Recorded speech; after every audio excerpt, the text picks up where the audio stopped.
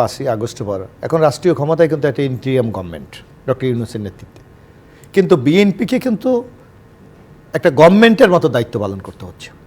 আইন শৃঙ্খলা রক্ষা বলেন, জনগণের স্বার্থের ব্যাপারে বলেন, অথচ আমরা কিন্তু রাষ্ট্রীয় কোনো দায়িত্বপ্রাপ্ত লোক না। কারণ আমরা মনে করি বিএনপি একটা বৃহত্তর রাজনৈতিক দল হিসাবে দেশে স্থিতিশীলতা, আইন শৃঙ্খলা রক্ষা, সামগ্রিক সরকারকে সহায়তা করা আমাদের একটা দায়িত্ব।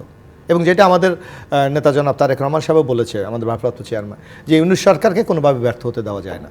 তাইলে যে আকাঙ্ক্ষা নিয়ে আমরা এই যে দীর্ঘ 16 বছর আমরা আন্দোলন করেছি, সর্বশেষ আন্দোলনের চূড়ান্ত পরিণতি হলো এই 5ই আগস্ট। তাইলে এই যে দীর্ঘদিনের সংগ্রাম এটা ব্যর্থ হবে, যার জন্য দেখবেন যে আমরা সর্বাত্মক এখন বিএনপি একটি বড় রাজনৈতিক দল, বিএনপির তো নিজস্ব একটা সরকারকে সহায়তা করার জন্য সরকারের মতো অবস্থানে বিএনপি, নাকি বিএনপি আসলেও মনে করে তারা সরকার হয়ে গেছে? কারণে এটা কখনো এখন আমাদের আপনাকে একটা কোটেশন আমি বলি, আমাদের ভারপ্রাপ্ত চেয়ারম্যান তারেক রহমানের একটা বক্তব্য বলেন, আপনি দেখবেন এটা আপনাদের সকল মিডিয়া আপনারা প্রচার করেছেন, যে বিএনপির অনেক নেতারা মনে করেছে যে হয়তো আমরা সরকারে চলে গেছি, কিন্তু এটা ভাবার কোনো কারণ নাই, বরং আগামী দিনটা সবচেয়ে চ্যালেঞ্জের দিন। বিরাট ষড়যন্ত্র দেশে হচ্ছে, এই ষড়যন্ত্রকে মোকাবেলা করে গণতন্ত্রকে প্রতিষ্ঠা করাই বিএনপির জন্য বড় চ্যালেঞ্জ। ষড়যন্ত্র কে করছে? আজকে শেখ হাসিনার মতো একটা বিরাট ফেসিক শক্তি আজকে বাইরে, রাষ্ট্রের বাইরে আছে। একটা পার্শ্ববর্তী দেশ আমাদেরকে সারাদিন একটা প্রোপাগান্ডা ছড়িয়ে যাচ্ছে, দেশে হিন্দু দুর্বার নির্যাতন হচ্ছে, গণতন্ত্র নাই, অনেক কিছু হচ্ছে, মানে এই ধরনের করছে। সুতরাং এটা কি আপনি সেই আওয়ামী লীগকেই তো আপনারা আনতে চান?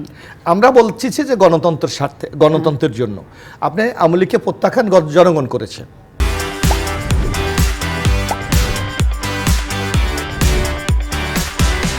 আজকে দেখেন বাংলাদেশে তারা দীর্ঘ 15.5 বছর ক্ষমতায়। বাংলাদেশে আপনি যদি একটু পরিসংখ্যান দেখেন, সকল এমপি আওয়ামী লীগের, সকল উপজেলা চেয়ারম্যান আওয়ামী লীগের, সকল মেয়র তাদের, সকল ইউনিয়ন পরিষদের চেয়ারম্যান মেম্বার তাদের, কেউ কিন্তু আওয়ামী লীগকে রক্ষা করতে পারেনি। কারণ জনগণের শক্তিটা এত তীব্র যে সব ভেসে চুরমার। কিন্তু আপনাদের বিরুদ্ধে মূল ষড়যন্ত্র যদি, বা দেশের বিরুদ্ধে মূল ষড়যন্ত্র যদি আওয়ামী লীগ করে থাকে, আপনারা যদি সেটাতে স্পষ্ট হন, তাহলে তো আওয়ামী লীগকে আর রাজনীতিতে আনা ঠিক না, অন্তত আপনাদের তরফ থেকে ঠিক না। কিন্তু আপনারা চাইছেন আওয়ামী লীগ রাজনীতিতে আসুক, নির্বাচনে আসুক, সবকিছু। বিষয়টা কি দুরকম হয়ে যাচ্ছে? না, দুরকম। আমরা মনে করি যে দেশের মালিক জনগণ। আজকে একটা অভ্যুত্থানের মাধ্যমে তারা পালিয়ে গেছে। যদি আওয়ামী লীগকে আপনি নির্বাচনের মাধ্যমে, ভোটের মাধ্যমে যদি তাদেরকে পরাজিত করেন, এটা কনস্টিটিউশনালি এটা ডকুমেন্টেড রয়ে যাচ্ছে। সুতরাং এই ক্ষেত্রে দুদিন পর আওয়ামী লীগ বলবে আমরা যদি নির্বাচনে অংশগ্রহণ করতাম, আমরা জনগণ আমাদের পক্ষে থাকতাম। আপনি কি মনে করেন যে এই কারণে ছাত্রদের সাথে আপনাদের দূরত্বটা মূলত তৈরি হচ্ছে? ছাত্রদের একটা ধরেন রাজনৈতিক দলের একটা দায়িত্ববোধ আছে, রাজনৈতিক দলের একটি জনগণের প্রতি একটা কমিটমেন্ট আছে। যেমন আমরা একটা কথা প্রায় বলি, এই ইউনূস সরকারের, ডক্টর ইউনূস সরকারের কিন্তু দুটি কাজ। একটা হলো প্রয়োজনীয় সংস্কারে আগামী দিনে দেশটাকে নির্বাচনের দিকে নিয়ে যাওয়া, আর আরেকটা হলো প্রতিনিয়ত তাদেরকে রাষ্ট্র পরিচালনা করতে হচ্ছে। এই দুটার মধ্যে কিন্তু আপনাকে সমন্বয় করতে হয়ে ওনাকে এগিয়ে যেতে হচ্ছে। কিন্তু ছাত্রদের কি সেই সমন্বয় করার প্রয়োজন আছে? তারা তো একটা পেশার গুরু হিসাবে এখানে কাজ করছে।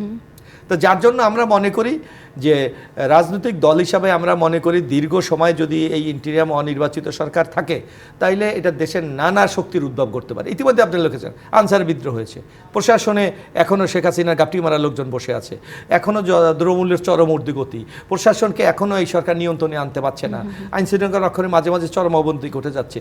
এই সকল জায়গা থেকে দেশকে রক্ষা করার জন্য, এবং ডক্টর ইউনূস ন্যাশনালি ইন্টারন্যাশনালি একটা খুব রিনাউন্ড ফিগার, যেটা বাংলাদেশের একটা সুনামের বিষয়, উনি যদি ব্যর্থ হয়, আগামী দিনে আন্তর্জাতিকভাবে বাংলাদেশ রাষ্ট্র হিসাবে একটি ঝুঁকির মধ্যে পড়ে যেতে পারে।